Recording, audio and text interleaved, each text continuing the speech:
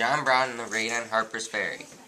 In the Harper's Ferry raid, John Brown was the chief and commander, and the main objective was to get weapons for slaves to rebel against their strict masters. In the South, John Brown was known as a terrorist, and in the North, he was known as an extremist hero. On one occasion, when John Brown was 12, John saw a family friend be a household slave with a fireplace shovel for messing up something at the dining room table.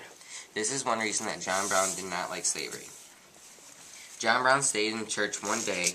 Here before God in the presence of these witnesses, from this time I consecrate my life to the destruction of slavery. This began his lifelong quest for the murder of slavery. One of the top reasons that John Brown raided the arsenal was because he wanted slaves to revolt against the pro-slavery Southerners or slave owners. To illustrate John Brown's plan was to go in the Harper's Ferry arsenal and take weapons to give to slaves to revolt against Southern plantation owners.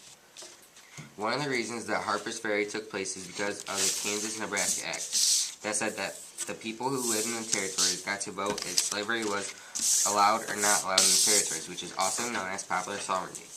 This made Kansas a vulnerable territory for pro-slavery Southerners. John Brown disliked this act because he was an extreme abolitionist, which set fuel to his growing fire because he had immense hatred towards slavery.